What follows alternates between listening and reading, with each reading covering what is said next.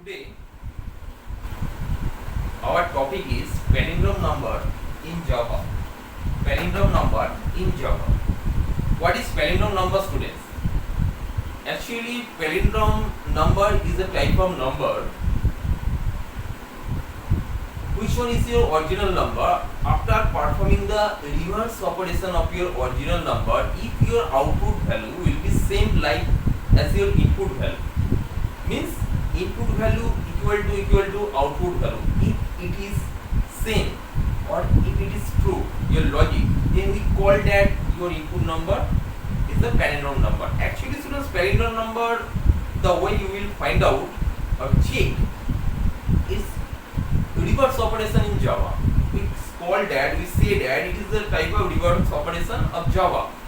This logic shown the reverse operation in Java. So another way, if question will be there from ICSE and ISC whatever, you will take an input number from the user and find out the reverse number of your input number. So you will use the same logic in palindrome program. What the logic I will use inside the program. Okay. So if after reverse operation, while you will check your output value equal to your input value, then you will say or will say whatever, it is a palindrome number. Clear? So actually the whole process is a reverse operation process. I am showing you how to find out the palindrome number in Java. To check your number either palindrome number or not. Before learning or studying palindrome number, you must have to know what is palindrome number. Actually, your input number after processing, your output number will be same. Then we call this number is palindrome number. One example, for example, 545 121 34543. These three are the examples of palindrome number in Java. 545 121 34543 and many more are there. If you perform or process the reverse of this number are the same, similar of the reverse of this number. But if you make the reverse of 545, then it will be 545. If you make the reverse of 121, your output will be 121. If you make the reverse of 34543, your output will be same. While your input number after processing of reverse operation equal to your output number is called or it's known as palindrome number. So logic I am going to show you, students. First, if you want to take number from the outside, need to implement library package, any utility or IO, import space java dot util dot start semicolon class. I am giving class name here palindrome. Giving class name palindrome. Second bracket open. Now need to declare the main function public static void main string argument. First bracket open close, first bracket close, second bracket open. Now need to implement the scanner class. Scanner sc equal to new scanner within first bracket system dot in first bracket close semicolon. I have already taken the scanner class, already implemented here. Next, for reverse operation of your input number, we need to take some variables, students. First, we need some remainder value to check and break whole number into the digits. So I am taking a variable here, int space r for remainder, or you will write rem for remainder. And for reverse operation, I am taking a variable named rem and initialize the rem variable with 0. Okay. Semicolon. Now we will show a message, students. System dot out dot println enter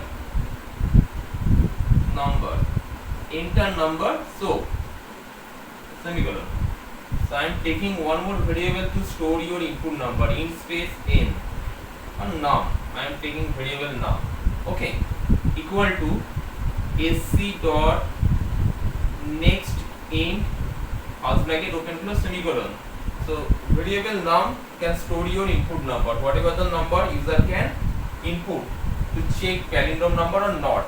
The number which you will take from the outside, it will store in the variable num. Now next procedure. So you need to be store your num original number into another container type of variable. Namely, I am taking a variable temp, temporary variable, instance temp equal to num. I can store original number into variable temp. Num and temp both hold and both store the same number, whatever you will take as your user input value. Why I am taking this temp variable, students? Actually, which number you will take for your operation, at end of the operation your original value will be a 0. So if it will be 0, how should I check our input number equal to output number? So I need to be take my input number same in another container like a variable. So I need to be stored in another variable for exact value. Then I will check with my exact value with the output value. If it will be the same, then we will say yes, it is a palindrome number, students. Okay, next we will go for the operation, students. While first you need to check your number should be greater than 0 or not equal to 0. While n, I will check through the n. Okay, number greater than 0, second bracket open. Students, look at here. Here I have taken rem for remainder variable and one variable is rev for reverse operation. The formula is first need to be find out the last digit. Okay, last digit rem variable equal to n percentage 10 semicolon. If your number 545, then here store the number 5. Here store the number 5, the remainder part of your whole 3 digit. Next, I have taken here rev for reverse operation. Rev equal to rev into 10 plus rem semicolon. Here rev value is 0, 0 into 10 0, 0 plus remainder. If your remainder 5, then it will be 5. Then your remainder value stored in the variable rev. And now we need to be remove the last value from the whole number and we will take our quotient part. Means 5 4 we need to be take. For that operation, you will take here n equal to n divide 10 semicolon. Here you can store your number 54. If your number, students, just try to understand, if your number 544, consider you will take your user input value 545 or user will input the value 545. Now if we will divide through 10, 545, 10 5s are 50, 4 5, 10 4s are 45. Here remainder is 5 and quotient value is 54. So here 5 value can store, and here rev value is 0, 0 into 10 0 plus rem value is 5, 0 plus 5 5. So here also your value is 5. Next, your quotient part value, this one is your quotient part value. So your quotient part value is 54, second bracket close. Now while you will check next quotient part digits 54, the same way it will be performed. If we will divide 54 by 10, 10 5s are 50, 4 is remainder. Now here count 4. Okay, the last digit is 5. First you will check your remainder value. It will count 4 once again. Here next value is, instead of 54, now it will check only 5. It will come once again through while loop checking, and after doing this operation it will position it here. So ref, this is the operation, this is the way you will find the reverse operation, students. The rem variable hold the remainder part, n variable hold the quotient part, and ref operation store the last digit onwards to first digit of your input number. So now you will check, students. After processing whole things, your now n number value is 0. After doing whole process, your n number value is now 0. At n you will find your quotient part 0 and remainder part 0 and n value is 0. Okay. Now you need to be checked if I have stored, students, here temporary variable, the original number I have stored inside the temporary variable temp, namely temp. So I will check through the temp variable because here I will get my original input number. So if first bracket open temp equal to ref, if our condition true, then I will print here system dot out dot print ln. I will print here palindrome number.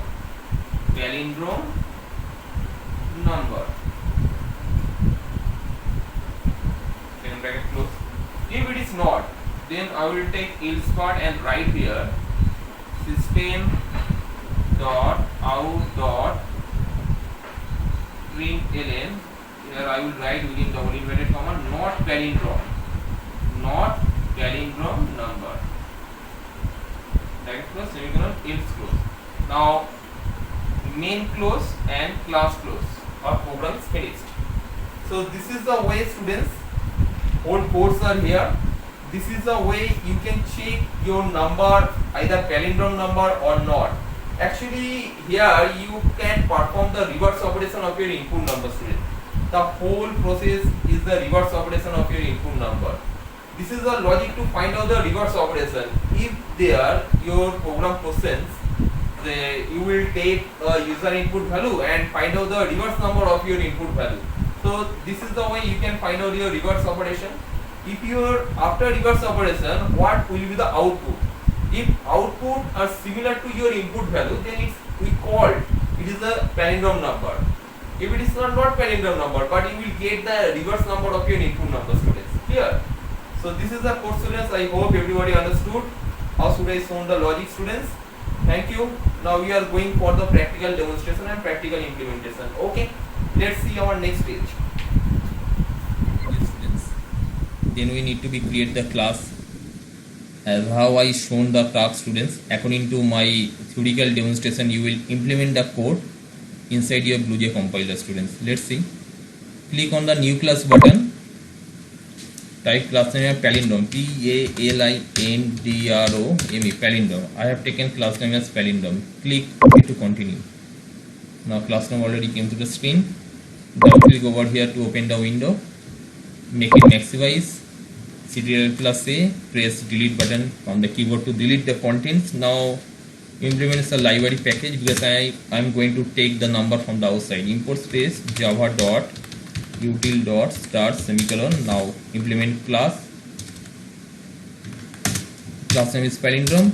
Now need to be declare main, public static void main, string arguments. Now need to be implement the scanner class, system dot in semicolon. Here need to be print a message here, system dot out dot print. I shown a message here, enter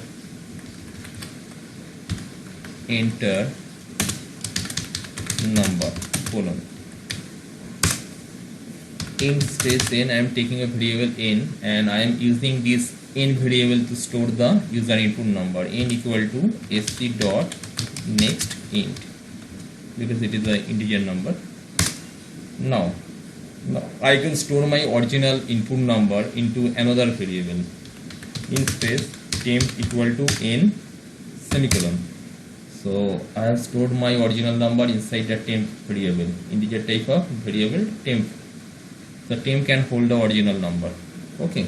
Now we will take few more variable for next operation. rem to check the remainder value, comma ref for reverse operation, and I initialize the variable ref with 0 semicolon.